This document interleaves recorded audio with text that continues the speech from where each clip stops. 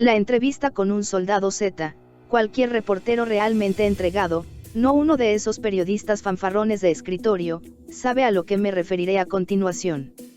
Existe un momento en el que aparece un dato, un testimonio, una pista importante, y en lugar de darla a conocer debes aguardar, quedarte callado por cuestiones tácticas.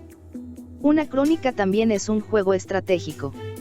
Cuando persigues una buena historia debes aprender a convivir con un silencio que arde.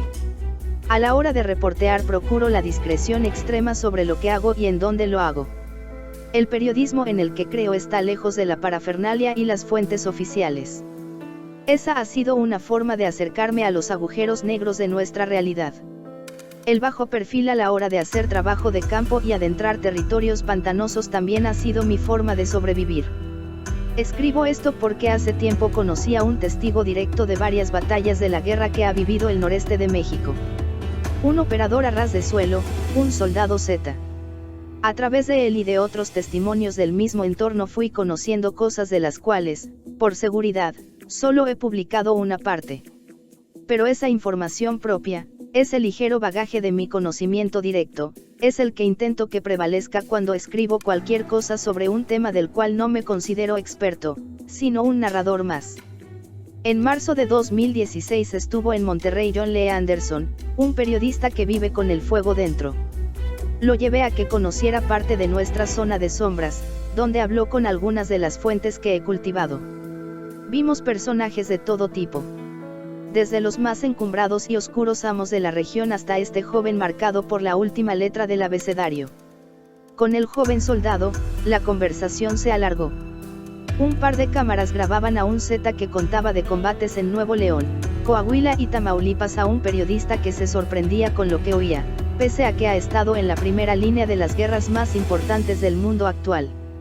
Se han publicado muchas entrevistas con sicarios mexicanos, gente que mata por contrato o bajo las órdenes permanentes de un capo. Hay tantas que hasta podrían declararse ya un género periodístico en sí mismo. Lo que no hay hasta ahora es una entrevista con un miembro de los Zetas. Un soldado de la guerra del narco es un personaje inusual en la narrativa de lo que ha sucedido en estos años.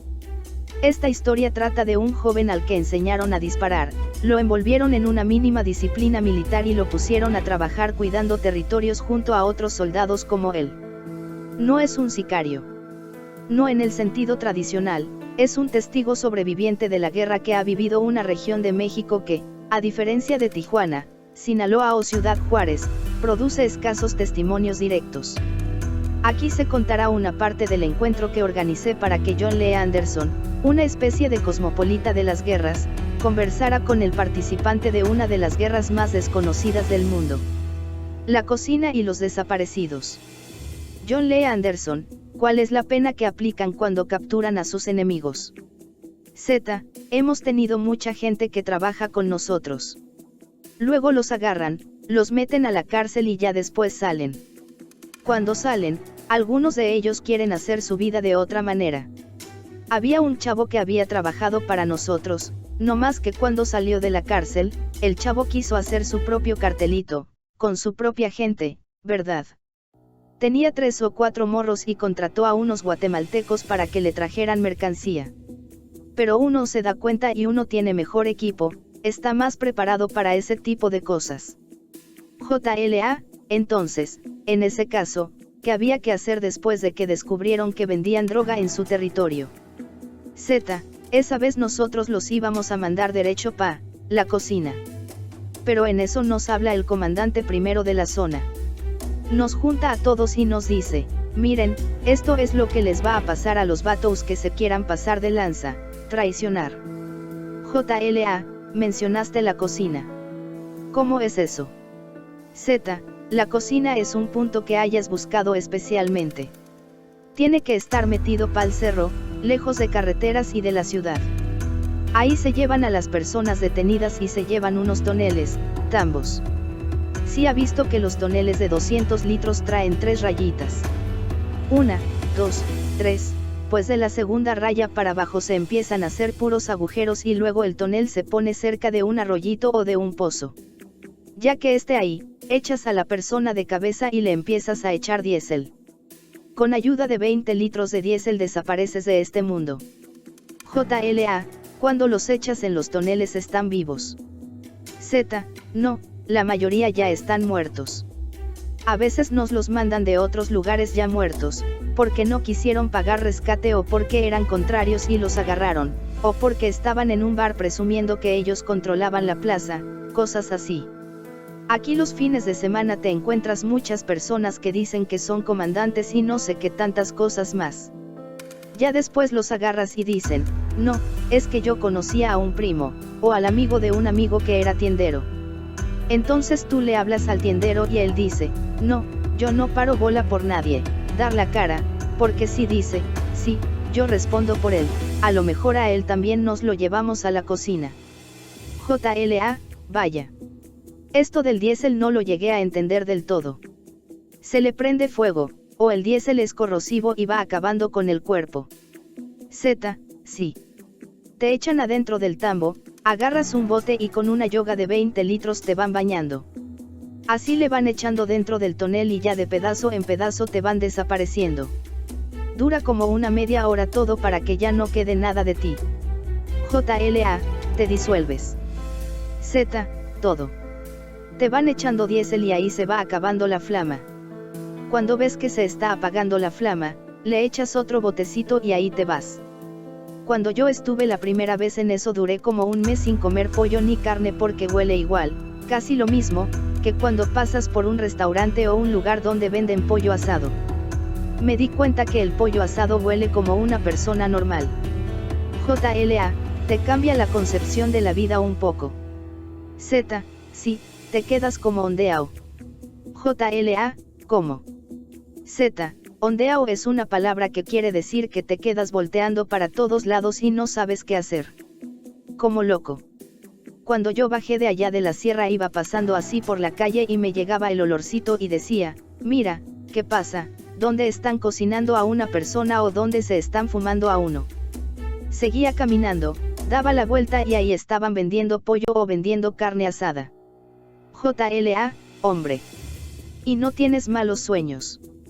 Z, de repente sí. Me acuerdo de algunas personas. Como le digo, a veces se van personas inocentes que por uno las llevan. Hubo una vez en que en San Luis agarraron a 3 chavos. Uno sí era del cártel del Chapo Guzmán. Era de Michoacán y el chavo llegó a San Luis. Esa vez estaban en una disco y traían una bolsita con cocaína diferente a la que nosotros vendemos. JLA, ¿y qué pasó?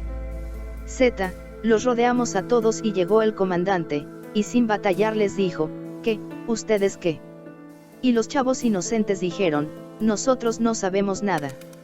Pero luego el comandante dijo, pospa, que no haya testigos y no quede nada, hay que matarlos.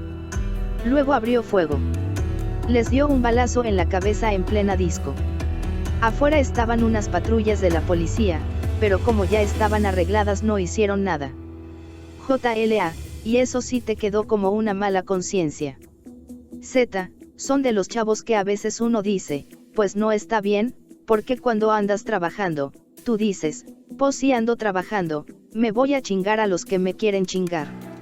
O sea, o eres tú o soy yo, ¿verdad? Cuando yo entro en acción quiero que sea por personas que andan mal o que no podían arreglar con nosotros, pero no con cualquiera. El retiro.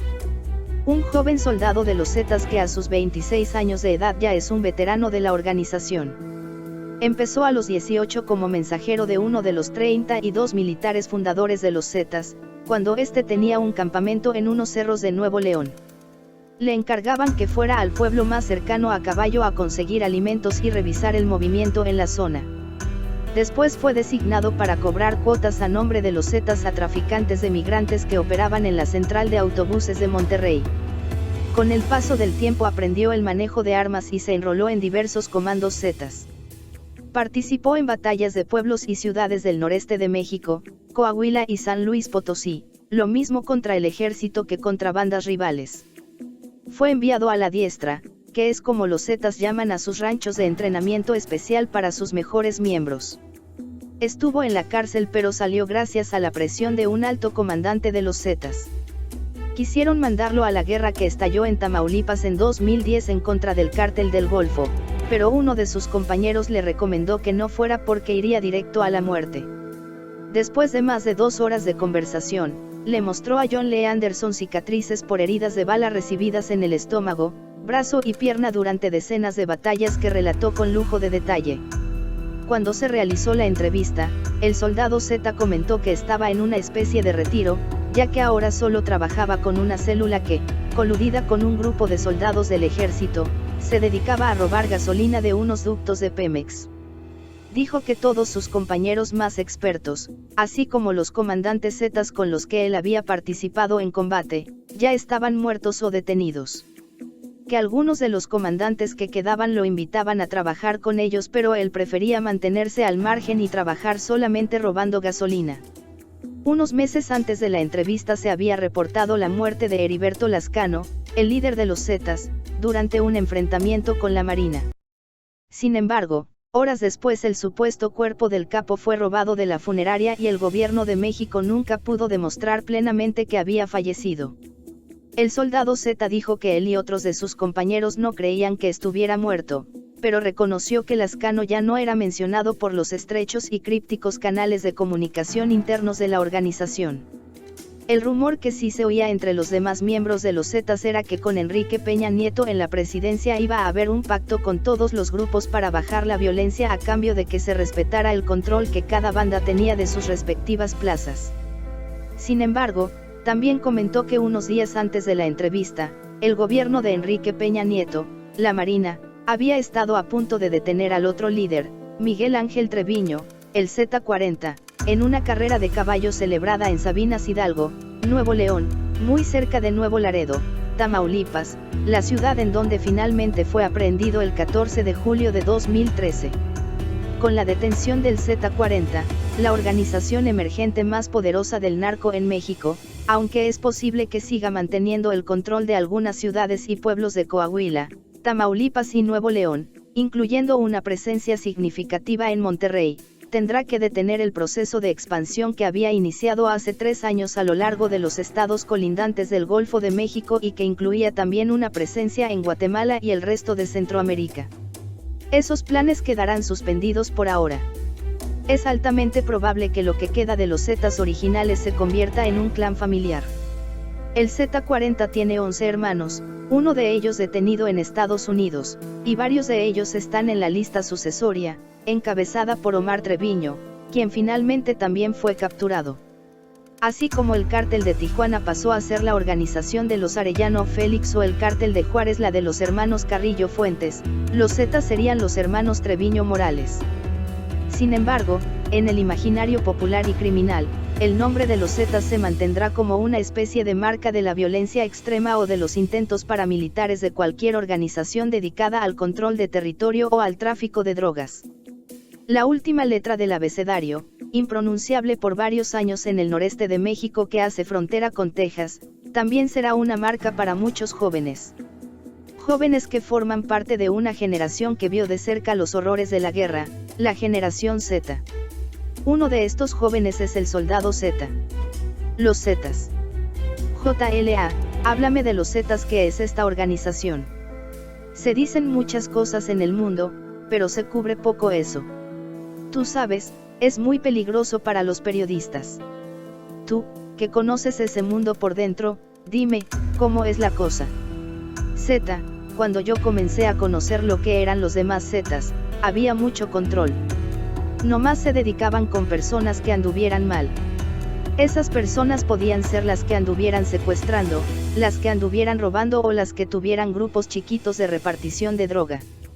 Los Zetas traían su funcionamiento según su mercado de droga.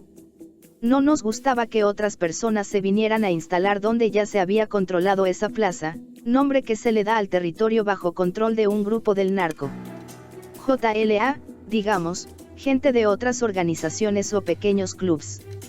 Z, o pequeños traficantes que empezaban a vivir la vida fácil. No podían trabajar solos. Hay quienes dicen ya se están acabando los Zetas, pero no, nos matan a 5 y salen del penal, o se meten otros 5 y se reponen. JLA, pero entonces, lo que los Zetas controlan es territorio y dentro del territorio, todo lo que es el negocio ilícito, droga, prostitución, juego y cosas así, o también intentan tener un control sobre el comercio normal. Z, sí. También se manejan otros tipos de negocio ilícitos del comercio normal. Por ejemplo, hay unas personas que se llaman machaqueros. Ellos se dedican a comprar cualquier mercancía normal de los traileros. Se arreglan con un trailero y le dicen, ¿cuánto quieres por tu carga? Los traileros están asegurados y reportan a sus empresas que los robaron. JLA, entiendo, pero en los últimos años las cosas se han puesto súper violentas. Es, como se dice afuera, la guerra del gobierno, o es porque los diferentes grupos, incluyendo los Zetas, están en pugna por las plazas. Z, la guerra comienza por las plazas. La plaza más peleada en todo México es la plaza de aquí de Monterrey, Nuevo León. Aquí se maneja mucho efectivo, mucho dinero. JLA, una pregunta más bien personal, no tan abstracta, ¿por qué te incorporaste tú? ¿Cómo fue? Y, ¿por qué tu decisión de entrar y llevar esta vida? Z, yo inicié cuando vivía allá en un pueblo de por estos rumbos, noreste de México. Una vez me enteré que habían secuestrado a unas personas de un negocio que tenía mi abuelo, y entonces yo, cuando llego digo, pues han de ser unos pandilleros, o no sé, me imaginé también que era la Federal o la AFI. Ya con el tiempo los vas conociendo. Te das cuenta de que es un grupo especial para reventar, para accionar en diferentes áreas. Eran los Zetas. Ahí los conocí. Después uno me juntó y me dijo, mira, es que nosotros nos dedicamos a robarnos a las personas que tengan negocios mal, a las que vendan cristal, pericos, cocaína, drogas, todo tipo de droga. Ahí fue cuando yo empecé a juntarme con un chavo que los conocía mucho a ellos. Ganaban 8,000 pesos, $416, por quincena y aparte les daban dinero extra. Entonces entré. Sí había muchos lujos, no te falta nada, lo que tú quieras, mujeres, droga, dinero, carros, pero con el paso del tiempo fueron empeorando las cosas y ya ahorita no se puede hacer casi nada de lo que se hacía antes. JLA, ya no se puede estar dedicado al gozo, debido al problema, ¿a eso te refieres? Z, yo recuerdo que cuando uno antes decía soy Z, o soy comandante, todos te admiraban. Antes todos querían ser, ahorita nadie quiere ser. JLA, ¿por qué? Por el peligro de que alguien va en contra tuya o por la misma situación, la guerra.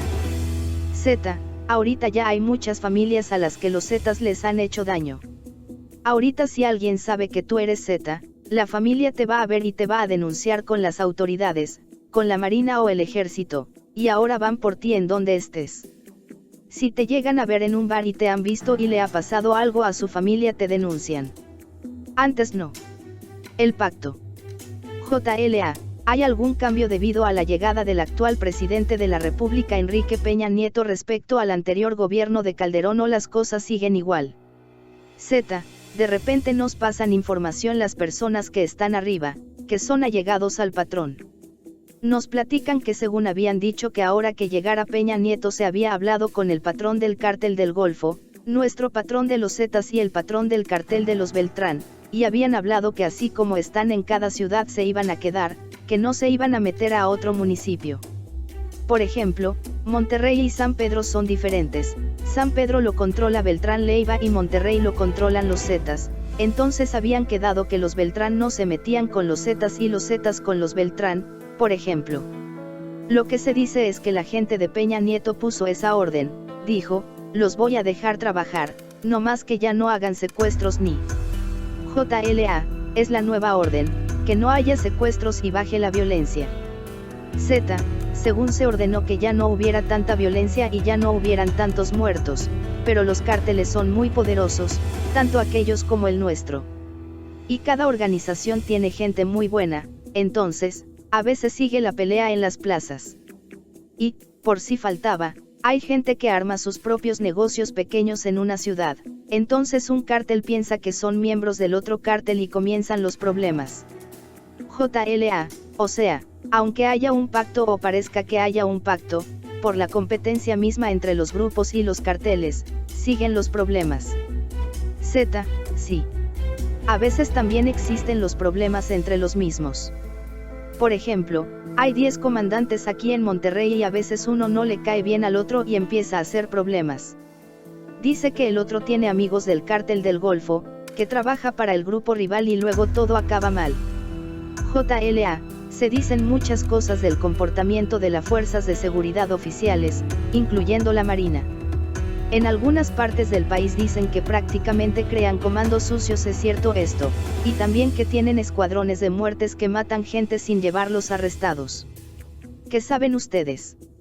Z, mire, le voy a platicar una cosa, no sé si supo que aparecieron unos 5 colgados acá en Saltillo. Ellos eran amigos míos. A ellos los agarraron las fuerzas especiales del gobierno, un grupo especial que se llama Gates. Son como 40 o 50 policías. De acuerdo con la investigación que hizo La Letra, los Zetas, estos policías vienen de Matamoros, allá donde está el cártel del Golfo. Según la información que nos dio el chavo que trabaja con ellos, es que además de su sueldo en el gobierno, el cártel del Golfo les paga un dinero por matar a Zetas. JLA, pero piensas que la guerra va a seguir, por ejemplo, o, digamos, ¿cómo te imaginas viviendo de aquí a 5 años? ¿Qué crees que está en tu futuro? Z, de aquí a 5 años yo digo que van a seguir todas las cosas.